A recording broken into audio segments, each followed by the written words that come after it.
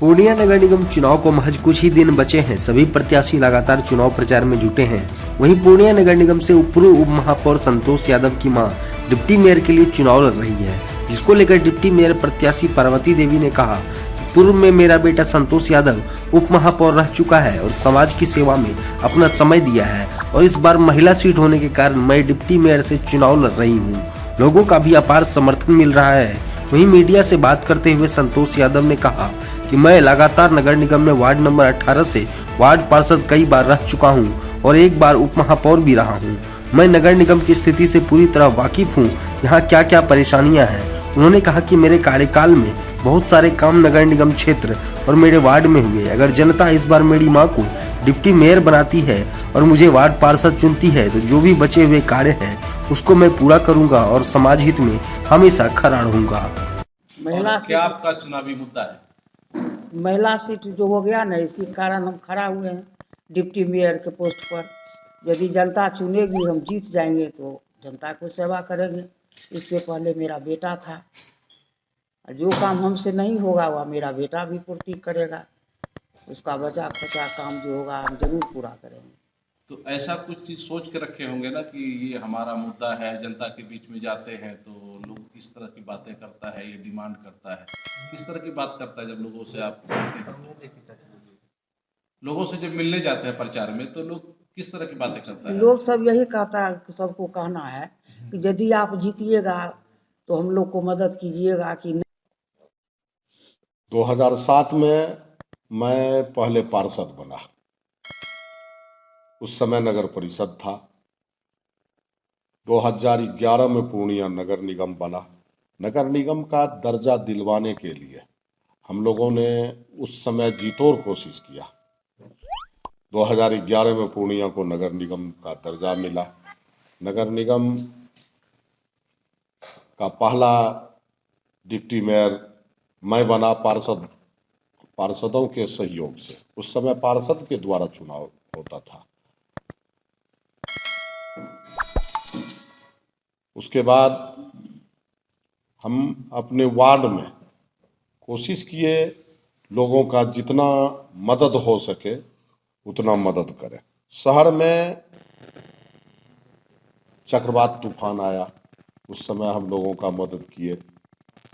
हर संभव कोशिश किए कि 46 वार्ड था नगर निगम क्षेत्र में, उसमें जितने लोगों का हमसे मदद हो सकता था हमने पूर्ण ईमानदारी से किया। हमारा कार्यकाल आप लोग भी देखे हैं और पूर्णिया नगर निगम की महान जनता भी देखी है इस चीज को। सामने देखिए।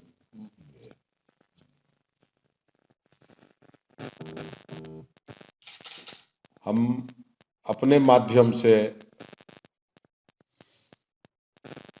अपने माँ को खड़ा किए हैं।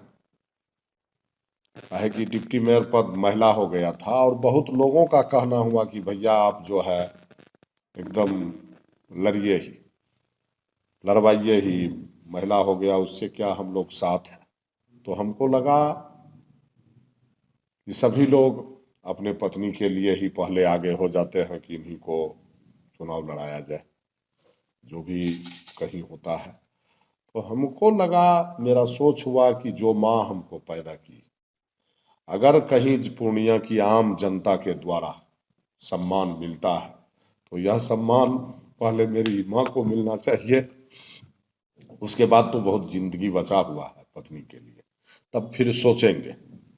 इसलिए हमने यह निर्णय लिया कि पहले अपने माँ को ही पूर्णिया नगर निगम से डिप्टी मेयर का चुनाव लड़ावे। अब जनता के हाथ में है, लोकतंत्र में जनता भगवान होता है। भगवान से बराबरी में दर्जा जनता का रहता है लोकतंत्र में।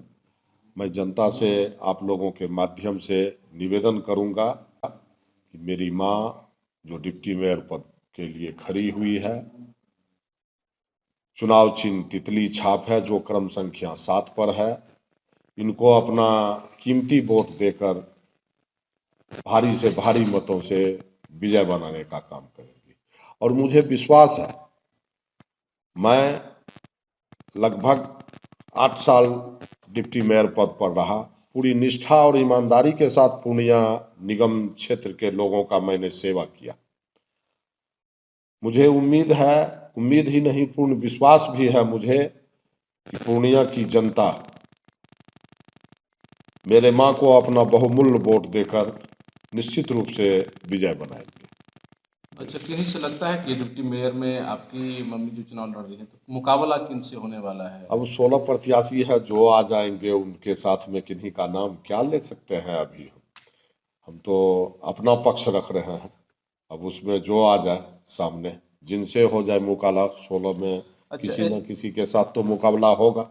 कुछ प्रत्याशी ऐसे भी हैं जो कि नगर निगम में डिप्टी मेयर का चुनाव लड़ रहे हैं, लेकिन उन्होंने खुद नगर निगम के नियमों का पालन नहीं किया, उस पर कार्रवाई उनके खिलाफ की गई है और वो चुनावी मैदान में है। तो ये एक नगर निगम की जो लोकतंत्र है उसके लिए कितना आप अच्छा मानते हैं या किस तरह की बातें मानते हैं आप?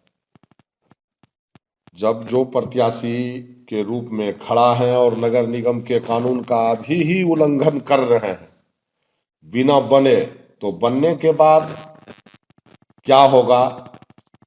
अगर वो कहीं जीत जाते हैं तो बनने के बाद क्या होगा, वो तो इसको जनता को सोचना पड़ेगा ना, कि जनता अच्छे लोगों को अपना मत दे के जिताएंगे या जो पहले ही कानून का उल्लंघन कर रहे हैं, तो वो कहाँ तक मतलब सेवा कर पाएंगे जनता का।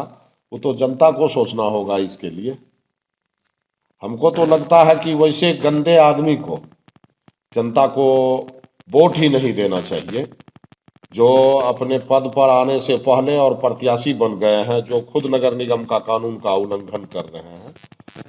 इसलिए उनको तो पूर्णिया नगर निगम की आम जनता को ही मत नहीं देना चाहिए।